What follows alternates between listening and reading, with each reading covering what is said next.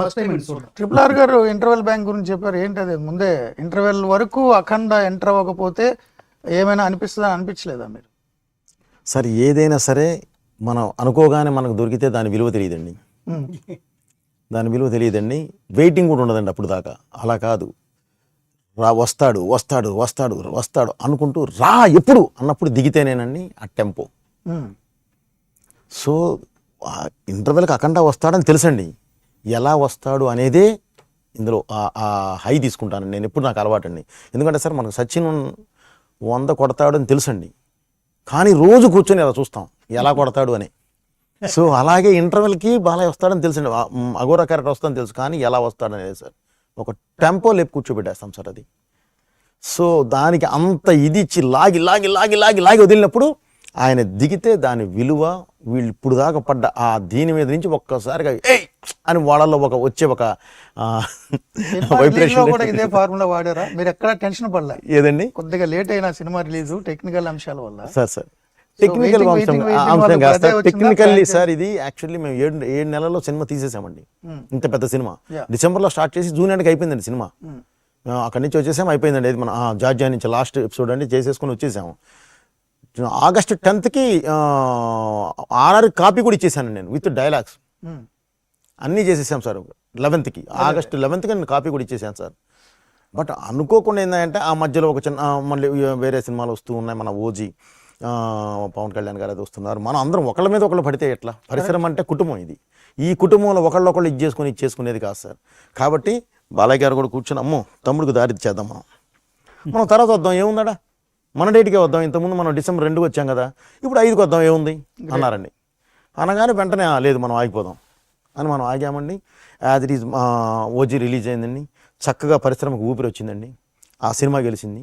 ఇప్పుడు మనం గెలవాలి అన్న దీనిలో ఉన్నాం. అనుకోకుండా ఒక చిన్న ఫైనాన్స్ దీనికి సంబంధించి ఎప్పుడు పాత కేసులు సంథింగ్ అన్నీ వచ్చి ఒకసారి మీద పడేసరికి వాళ్ళు కంగారు పడ్డారా ఓకే అని చెప్పి మేము కూర్చున్నామండి. ఏం చేద్దాం అంతేనండి. పెంచేసి ఫ్యాన్స్ రెచ్చిపోయి అట్లా చేయలే లేదండి. బాలయ్య గారు ప్లస్ మేము కూడా ఫ్యాన్స్ మనకి ఇది చేస్తారని వాళ్ళకి చెప్పే విధంగా చెప్పామండి. బాలయ్య గారు కూడా అంతే చెప్పారు, ఎవరు ఇది పడద్దు, సినిమా వస్తుంది, చాలా గొప్ప సినిమా చూస్తున్నారు మీరు, చాలా మంచి సినిమా చూస్తున్నారు, కాస్త ఇదిగా ఉండండి అని చెప్పి అప్పుడు బాలయ్య గారు చెప్పిన ఒక్క మాట ఈరోజు సినిమా రిలీజ్ అయిందండి. మాకు ఒక మాట నాకు చెప్పారు. ఎందుకంటే బాలయ్య గారు ఆ స్టేజ్లో ఉండి ఆయన ముఖ్యమంత్రి గారి కొడుకు, ఆయన స్వయంగా నందమూరి బాలయ్య అనే ఒక ఇమేజ్, 4 సార్లు ఎమ్మెల్యే, ముఖ్యమంత్రి గారి బావగారు, లోకేష్ గారి మామగారు, అసలు నందమూరి బాలకృష్ణ. అవునండి.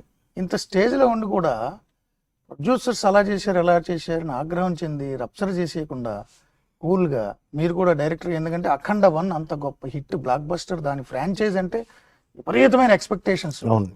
సో సినిమా పోస్ట్ పోన్ అయిందని ఒత్తిడికి గురయ్యి ప్రొడ్యూసర్స్ మీద ప్రెజర్ పెట్టి రప్చర్ చేసుకోకుండా, లేదా బాలయ్య గారు తన ఇన్ఫ్లుయెన్స్ వాడకుండా కాఫీగా చేశారంటే చాలా మెచ్చుకోవాల్సిన అంశం అండి నిజంగా. మన ఇద్దరు లేదండి, ఒక్కటి మాత్రం ప్రెజర్ అండి. ఏంటంటే అభిమానులు వాళ్ళు ఎన్నో ఆశలు పెట్టుకుని ఉంటారు సార్. వాళ్ళకి నువ్వు 2-3 రోజుల ముందు చెప్పుంటే ఓకే అండి, 2-3 గంటల ముందు చెప్తే కష్టం అండి. ఎందుకంటే పాపం వాళ్ళు కట్అవుట్లు వాటికి దండలు వేసి అభిషేకాలు చేసి మొత్తం రెడీ పెట్టుకొని ఇలా ఉన్న వాళ్ళకి లేదు అని అంటే ఆ టైంలో వాళ్ళు తీసుకునే నిర్ణయం అన్కంట్రోల్. నాకు పుల్లెల గౌతమ్ లాంటి వాళ్ళు వీడియో మెసేజ్లు పెట్టి చాలా టెన్షన్ పడిపోయారు. బాలయ్య కొంతకాలం ఆగిపోయిన వాళ్ళు మళ్ళీ వచ్చేసి ఫేస్బుక్ లైవ్ లోకి వచ్చి అన్నా లైవ్ షో చేయి, అన్నా లైవ్ షో అంటే అసలు ఎలా డీల్ చేశారండి బాబు మీరు? అందుకని వాళ్ళకి వారు ఇప్పుడు ఆయన అభిమానులు నన్ను కూడా కుటుంబ సభ్యులానే ఫీల్ అవుతారండి. కరెక్ట్. వేరే వాళ్ళుగా ఫీల్ అవ్వరండి అసలు. మా కుటుంబం బోయపాటి శ్రీను గారు మా కుటుంబ సభ్యుడే, మా బ్రదరే అని ఫీల్ అవుతారండి. వాళ్ళకి ఒక మంచి జాగ్రత్తగా మంచి విషయం చెప్తే ఏం మాట్లాడండి కూల్ అయిపోతారు. లేదు మనకి ఇబ్బంది జరిగింది ఇక్కడ అని చెప్పి గట్టిగా స్ట్రెస్ చేసామా వాళ్ళు వేరేగా స్టెప్ తీసుకుంటారు. సో బాలయ్య గారు కానీ బాలయ్య గారే మెయిన్, ఆయన అంతేనండి. ఎవ్వరు తొందరపడద్దని బాలయ్య గారు చెప్పారండి. అలాగే నెక్స్ట్ వచ్చేది ఎవరికంటే నన్ను అడుగుతారు, ఏంటన్నా ఇంటి పరిస్థితి, లేదమ్మా ఇలా జరిగింది మీరు ఆగండి, తొందరపడద్దు ఎవరు, తొందరపడితే సినిమా ఇది అవ్వదు, దానివల్ల బ్యాడ్ వస్తుంది.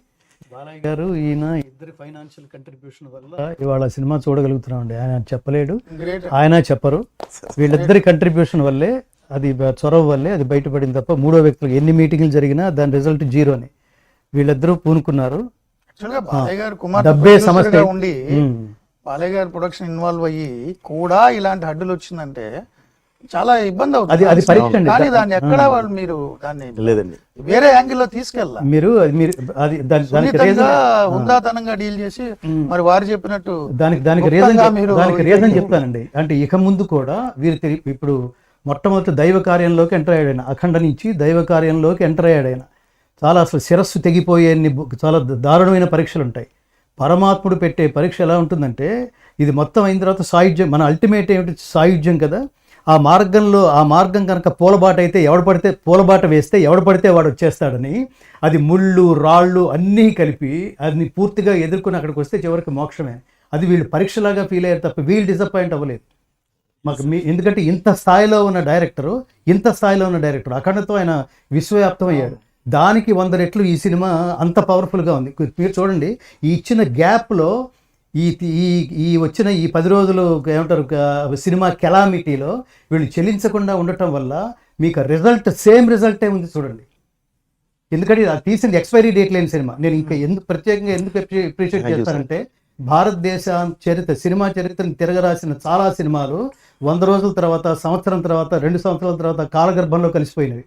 అఖండ అనే సిరీస్ ఫస్ట్ సెకండ్ సినిమాలు మీరు ఎప్పుడు చూసినా ఖచ్చితంగా అది యూనివర్సల్ సబ్జెక్ట్ అండి. అసలు కరోనా టైంలో వచ్చి థియేటర్కి జనాలు రారు అనుకున్న టైంలో ఇండస్ట్రీ భయపడుతున్నప్పుడు మీరు రిలీజ్ చేసి థియేటర్లకు వచ్చి వనకాల అయ్యేలా వచ్చి ఇప్పుడు ఎంత పెద్ద కమర్షియల్ హిట్ అయినా వారం రోజులు శుక్ర శని అది వెళ్ళిపోతుంది, డబ్బులు వస్తాయి ఏదో చేసుకుని. బట్ అఖండ అన్ని రోజులు ఆడి అవునండి మొత్తం సినిమా చరిత్రను తిరగరాసి అఖండ 2 ఫ్రాంచైజ్ నేరుగా బాలయ్య గారి ఫ్యామిలీ ప్రొడ్యూసర్గా కూడా వచ్చిన సినిమాలో ఇబ్బందులు వస్తే కూడా మీరు దాన్ని హుందాగా డీల్ చేశారంటే మెచ్చుకోవాల్సి. నేను ఒక రిజల్ట్ చెప్తానండి. థియేటర్లో నేను చూసిన అనుభూతి చెప్తాను. నాతో పాటు ఒక 10 మందిని ఆహ్వానించారండి. మీ వివిఐపీగా అనుకుంటున్నాం, మీరు ఒక 15 మందిని తీసుకురావచ్చని. ఈ 15 మందిలో డిఫరెంట్ క్యారెక్టర్స్ ఉన్నారు. అందులో నా యాక్టర్ ఫ్రెండ్ ఒకతను ఉన్నాడు. వాడు ప్రతిదీ విమర్శనాత్మకంగా చూస్తాడు. ఇది నేనైతే ఇంకా బాగుండేదని ఈ ఫీలింగ్స్తో చూసేవాడు ఉన్నారు. అతను ఆ సినిమా మొత్తం మీద ఒక 50-60 సార్లు అన్నీ మర్చిపోయి చప్పట్లు కొడుతూనే ఉన్నాడండి. Is an actor. రెండవది, కరోనా టైంలో కొన్ని వేల మందికి ఉచితంగా చికిత్స చేసిన మహానుభావుడు ఒకడు ఉన్నాడు. కామినేని హాస్పిటల్స్లో డాక్టర్ రాజకుమార్ అని. ఆయన సినిమా అంతా అయిన తర్వాత నేను ఆహ్వానించాను. సినిమా అంతా అయిన తర్వాత ఆయన ఎలా ఫీల్ అయ్యారండి అని అడిగితే, చాలా ఫీల్ అవుతున్నానండి అన్నాడు ఆయన. ఎందుకని అని అడిగా.